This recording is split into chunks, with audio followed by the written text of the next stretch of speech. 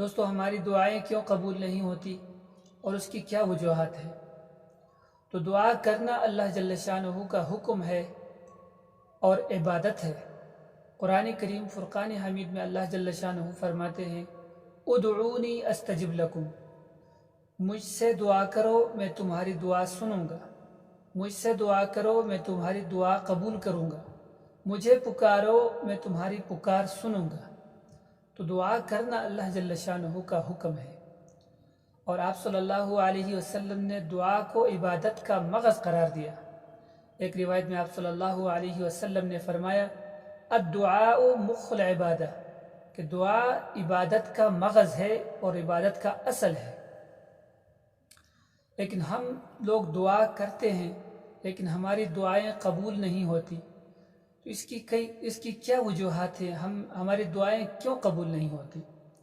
تو اس کی سب سے پہلی اور بنیادی وجہ یہی ہے کہ ہماری غذا حلال نہیں ہے۔ جب غذا حلال نہ ہو تو دعائیں قبول نہیں ہوتی۔ جب جسم میں حرام غذا جا رہی ہو، بدن میں حرام غذا سرایت کر چکی ہو، تو پھر اس بندے کی دعائیں قبول نہیں ہوتی۔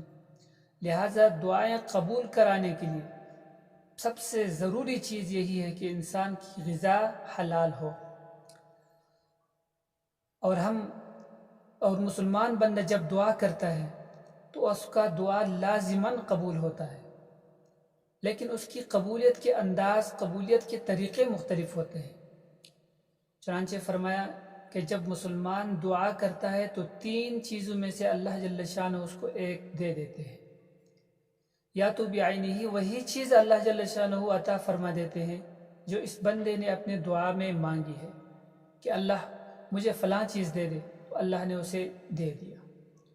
یا اس دعا کی برکت سے، اس دعا کی وجہ سے اس سے کوئی آنے والی مصیبت ہٹا دی جاتی ہے، کہ کوئی پریشانی آنے والی ہو، کوئی مصیبت، کوئی درد، کوئی رنج، کوئی غم وغیرہ آنے والا ہو، اور اس دعا کی وجہ سے اللہ جل شانہ اس کو ہٹا دے۔